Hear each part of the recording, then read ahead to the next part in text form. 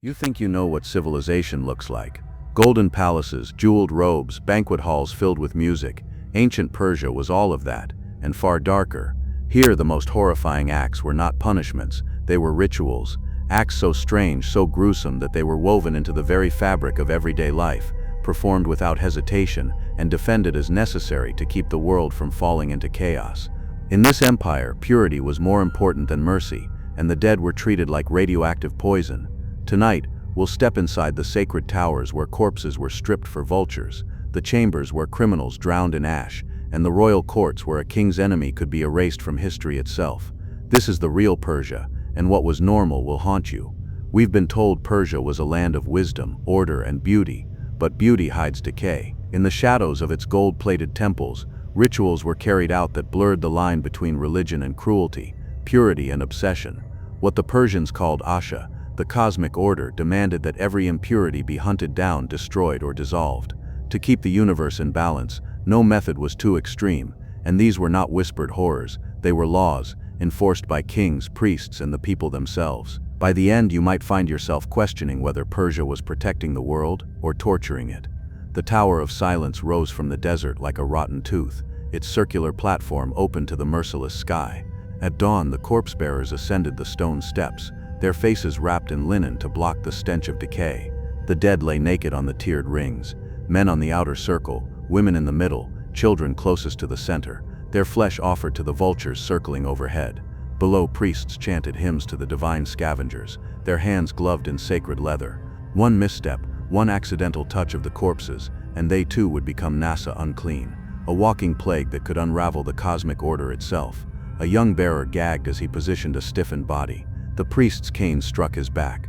"Breathe through your mouth," the old man hissed. "The impurity enters through the nose." The boy obeyed, his throat burning with the scent of bull's urine, Gomez that had been splashed over his robes as a holy disinfectant. Purification ruled every aspect of Persian life. Hair clippings and nail parings were burned in sealed bronze urns, for left untended they could become vessels for demons. Water worshipped as the goddess Appa was guarded with fanatical zeal. If a dead mouse floated in a well, priests descended with ropes and silver ladles, chanting as they drained every contaminated drop. The wealthy built private bathhouses with underground drainage. The poor scrubbed their skin raw with sand and ashes. Even kings submitted to the 9-day cleansing ritual if a fly landed on their meal. In the royal archives, a scribe carefully recorded an outbreak of impurity in a northern village. A farmer had buried his stillborn child rather than expose it to the vultures. Within weeks, 6 families wasted away with blackened tongues. The punishment was methodical. The village burned, the earth salted, the farmers' living relatives chained inside their contaminated home until starvation silenced their moans. The logic was flawless. Death was not an end but a beginning, a transformation that demanded meticulous control. A single decaying body could poison the earth for generations. A drop of blood in the wrong place might summon Angra Mainyu, the demon of chaos. The priests knew this, the people believed it, and so the towers remained. The vultures grew fat, and Persia slept soundly, knowing the universe was in balance. But in the shadows of the Dakma, the bull urine barrels sat uncovered. Flies buzzed around their rims, and far below, in the cracks of the desert floor, something dark and hungry began to stir. The execution pit smelled of sun-baked clay and despair. Darius III's scribe recorded the sentence with a steady hand, his reed pen scratching across the papyrus. For the crime of lying to the king's magistrate, Harpagus shall know neither earth nor sky. The condemned man whimpered as guards lowered him into the cylindrical chamber, his arms bound behind him with strips of rawhide that would tighten in the heat. The stone lid ground into place, sealing him in perfect darkness. For 3 days the market square echoed with his screams. By the 4th, only silence rose from the pit, not from death but from madness. The scribe noted the outcome with dispassion. The unclean thoughts have left him. Order is restored. In the royal archives, a ledger listed the pit's dimensions, exactly deep enough to prevent kneeling, wide enough to deny sleep, its walls curved to amplify every ragged breath. A footnote added, best used in summer months. Blood was forbidden to touch sacred earth. So Persia invented punishments that killed without spilling a single drop. The ash tower stood near the Zoroastrian fire temple, its interior filled with fine white powder from the salt flats.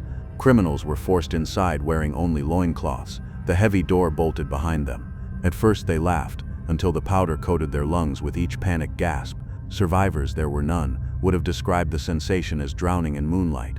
Visitors to the magistrate's court admired the ornate high-backed chair, its leather strangely supple. Only the oldest scribes remembered Judge Sisamnes, who accepted bribes. They remembered too how Cambyses II had ordered his skin peeled off in one piece, tanned and draped over the seat of justice.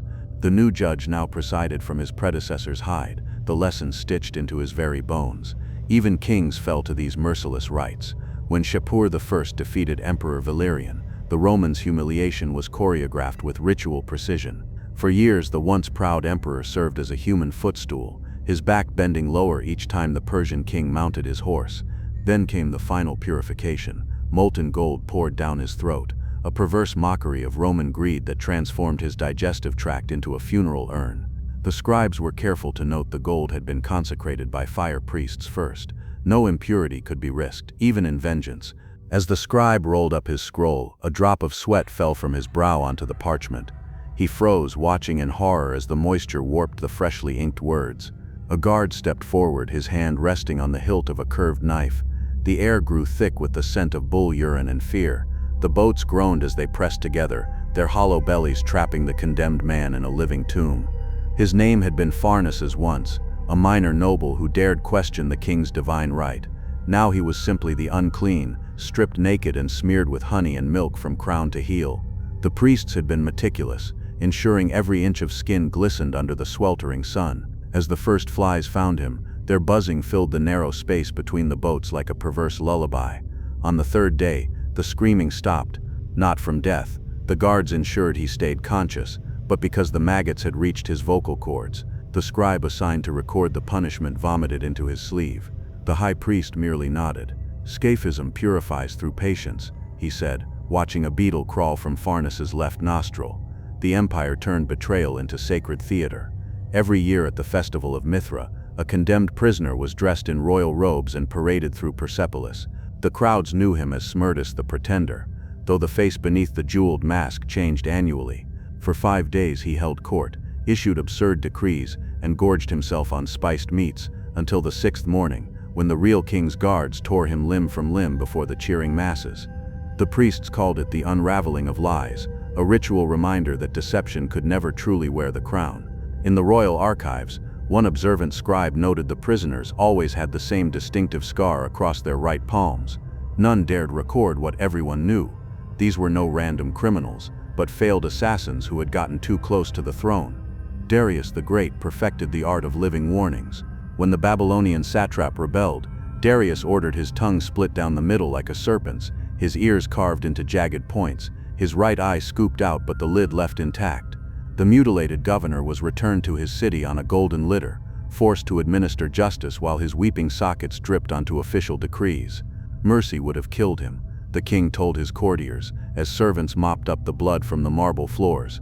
This way, he serves order every time a child points and asks what becomes of traitors. As the latest Smerdis' entrails spilled onto the temple steps, a young priest in training noticed something terrible. The pretender's fingers were forming the sacred sign of Ahura Mazda even in death. The high priest's hand clamped on his shoulder before he could cry out, the whispered warning hot in his ear, "Some truths are purer when buried." The wedding chamber stank of myrrh and burning hair. Arsaces, barely 16, trembled as his sister-wife Roxana was led to the silk-draped bed. The fire priests had spent months preparing them for this kvetukta, this sacred union of royal siblings. "The blood must stay pure," the high priest had whispered while anointing their foreheads with bull's urine. Outside, the wedding drums pounded like a dying man's heartbeat.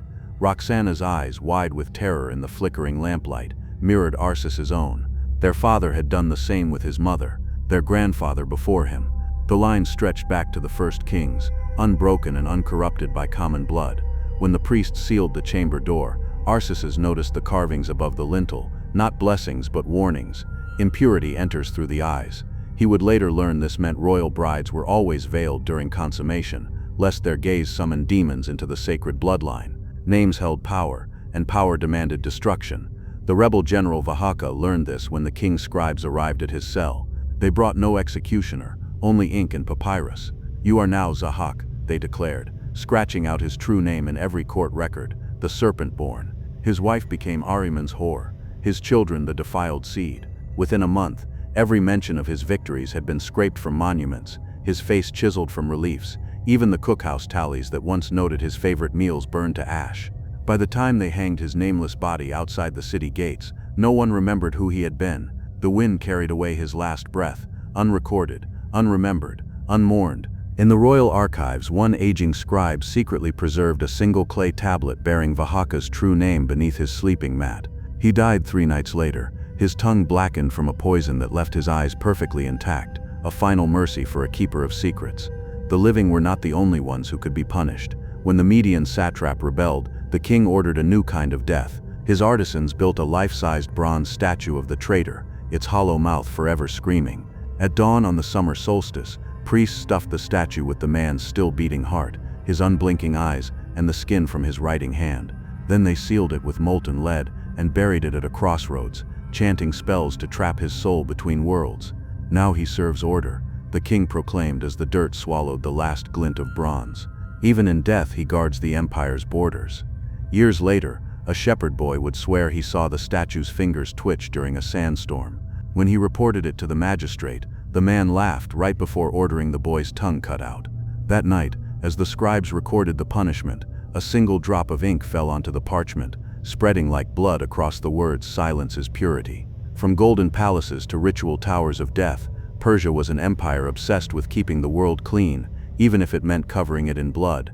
Every ritual, every execution, every cruelty was justified as balance.